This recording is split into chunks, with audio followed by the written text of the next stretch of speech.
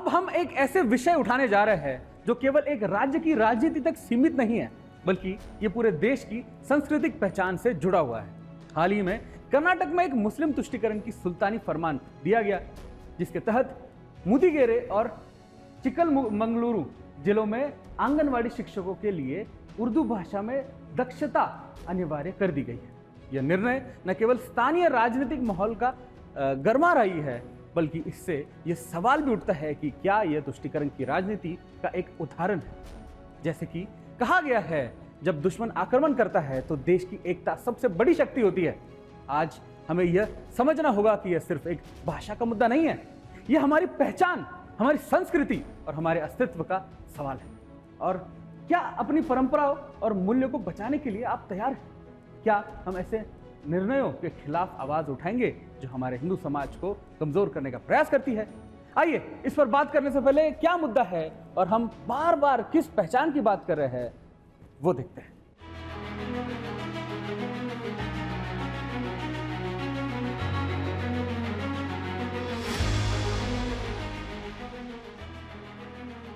कर्नाटक सरकार वर्तमान में एक विवाद में घिरी है।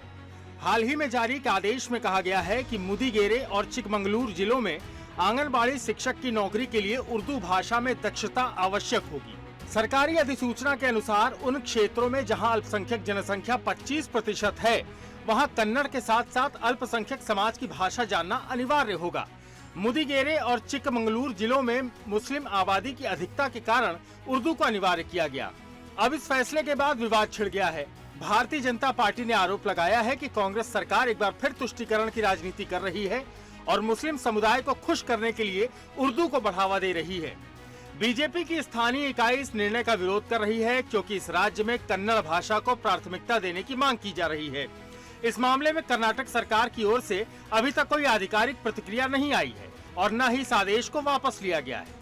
सोशल मीडिया पर कुछ वर्ग ये सवाल उठा रहे हैं कि जो नेता कर्नाटक में कन्नड़ भाषा को बढ़ावा देने की बात करते थे और हिंदी से परहेज करते थे, वो अब उर्दू को कैसे बढ़ावा दे रहे हैं।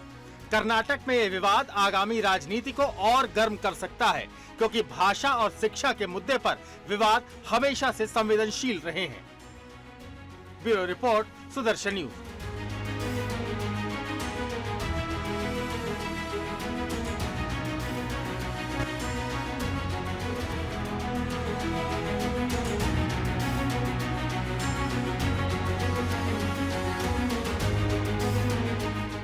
कई बार हम ये सोचते हैं कि हम तो ऐसे समाज में रहते हैं जहां भाईचारा है, लेकिन इस भाईचारे के बीच हमारी पहचान, हमारी संस्कृति और हमारे परंपराओं को मिटाने की साजिश चल रही है। क्या ये उचित है कि हम अपने हिंदू पहचानों को दबाकर सिर्फ सहिष्णुता दिखाएंगे? क्या हमें अपनी संस्कृति को सुरक्षित रखने के लिए आवाज उठाने की आवश्यकता नहीं है? अगर आप भी भरोसा नहीं कर रहे हैं तो आज हम आपको कुछ तथ्य दिखाएंगे जो इस विषय की गंभीरता को उजागर करेंगे। चलिए ग्राफिक्स के जरिए आपको समझाते हैं कि सबसे पहला है कि मुस्लिम तुष्टीकरण की सुल्तानी फरमान में मुस्लिमों को ओबीसी का दर्जा दिया गया। सबसे पहले मुस्लिम को ओबीसी का दर्जा देने के फैसले से मुस्लिम वोट बैंक को खुश किया गया। ये पहला पॉइंट है। फिर वक्फ बोर्ड की बात करते हैं। उनको भूमि का जो उनको अलॉटमेंट की जाती है कि धार्मिक संस्थानों के निर्माण के लिए वक्फ बोर्ड को सरकारी भूमि आवंटित की जाती है, लेकिन असल में उसके साथ क्या होता है आप लोग जानते हैं। फिर एक सरकारी, अगर हम संपत्ति और इसका ये करेंगे तो एक सरकारी पशु चिकित्सा क्लिनिक बंद कर उसकी संपत्ति मुस्लिमों को हस्तांतरित कर दी जाती है। फिर मुस्लिम तीर्थयात्रियों को दी जाने वाली हज सब्सिडी बढ़ाई जाती है।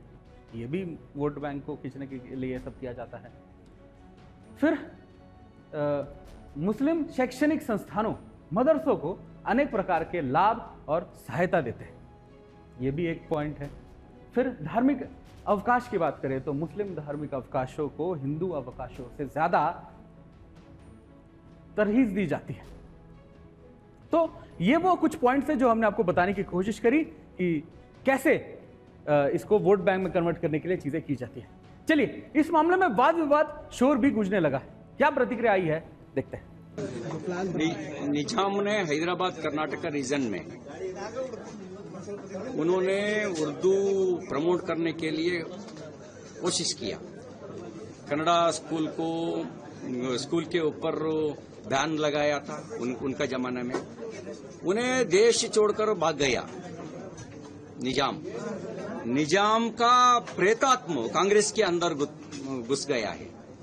घुस करके निजाम का काम कांग्रेस कर रहा है। और उसके साथ साथ टिप्पू ने उनका जमाना में, उन्हें कब बादशाह रहा उस जमाने में पर्शियन लैंग्वेज को इम्पोज करने के लिए कोशिश किया कन्नड़ के खिलाफ। आज कांग्रेस पार्टी टिप्पू का सपना साकार करने के लिए कोशिश कर रहा है, निजाम का सपना साकार करने के लिए कोशिश कर रहा है। ये कन्नड़ विरोधी लोग हैं। कैसे कर्नाटक में उर्दू भाषा को आंगनवाड़ी शिक्षकों के लिए अनिवार्य करना केवल एक राजनीतिक निर्णय नहीं, बल्कि हमारी सांस्कृतिक पहचान पर एक बड़ा आक्रमण है। हमारे देश की विविधता और संस्कृति को सुरक्षित रखना न केवल हमारी जिम्मेदारी है, बल्कि हमारे आने वाले पीढ़ियों के लिए भी एक विरासत है। जैसा कि हमने कहा कि जब दुश्मन आक्रमण करता है तो एकता सबसे बड़ी शक्ति हो जाती है। आज हमें एकजुट होकर अपनी आवाज उठानी होगी ताकि हमारी पहचान, हमारी परंपराएं और हमारे मूल्य सुरक्षित रहे। हम यह याद रखना चाहिए कि जागो का संदेश केवल जागरूकता नहीं बल्कि सक्रियता भी। हम सबको मिलकर इस आक्रमण का सामना कर सकते हैं और अपने हिंदू समाज को मजबूत बना सकते हैं।